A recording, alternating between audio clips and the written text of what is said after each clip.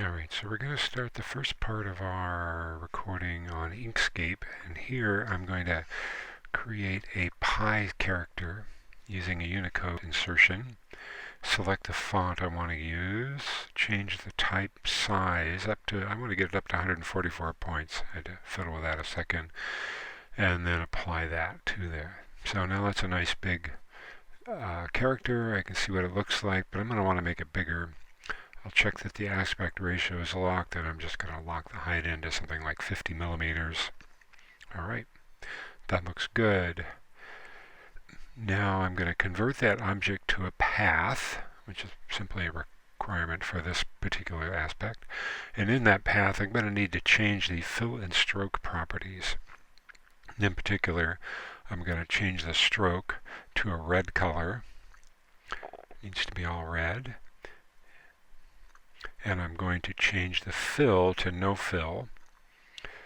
And that's all.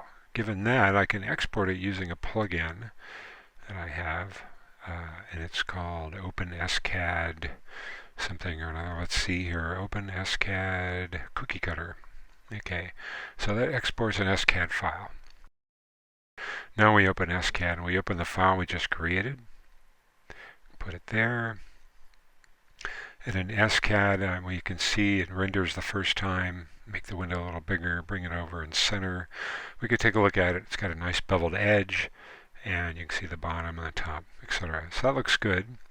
Now, the parameters are provided in the file. You can see the script on the far left side there has names and values in it, and those values correspond to values on the right. But now we're going to render it.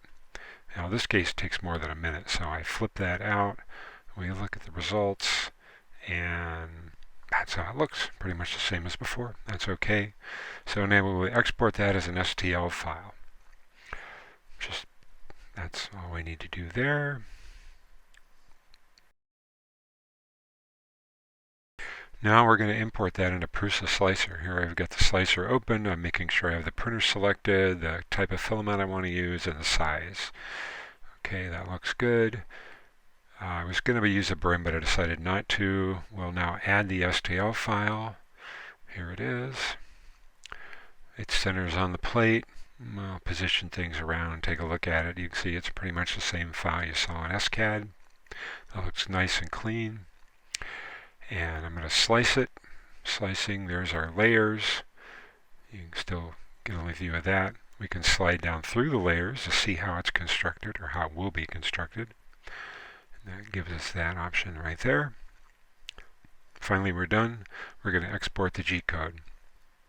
We export that to the same directory. Now I'm going to open up my print server, and here I'm going to select the file. Now I created a different version of the file with more what I call verbose G-code in it, but that's just so I can take photos of it, time-lapse.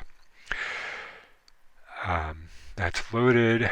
I can find the file that I want in there somewhere. There it is. Select that. We say print. That opens up a plan for the snapshot I'm going to use. I'm going to use a time lapse. This just shows me the frames it's going to do. Okay. Now we got to wait for the printer to come up to temperature. Time passes. We can see in the graph there that it's up to temperature. Flip over to the view. We can see the bed starting to level. There the print head is moving across the bed, making sure it's got an accurate reading of where that level, where the height is in each position. Once it's done with that, it will start printing. You can see a little bit of extra filament being dragged around there. That was just from the extrusion when it started. Here it's wiping off its nozzle, getting it ready to print. And here it's actually starting to print. Now you're looking at the actual speed of the printer. This particular job, we can see from the approximate print time that it's about 50 minutes or so. But you can see it moves the head, it moves the bed back and forth as it's positioning things. It'll take a while. It'll build this first layer. And then once it gets done with that first layer, it'll move the head over to the side, take a snapshot, and then continue printing on the next layer. And then at the end we'll stack all those together or render them into a time lapse of the project. If you look under the head there, you can start to see a little bit of the plastic adhering, starting to see some of the pie shape forming. And it keeps going. Now it moves over, snapshot, now it goes on.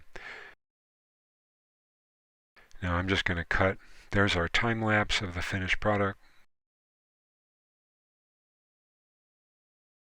There's a top view of the finished product, and you can see it pretty much looks like what we expected. And there's the final view of the finished product.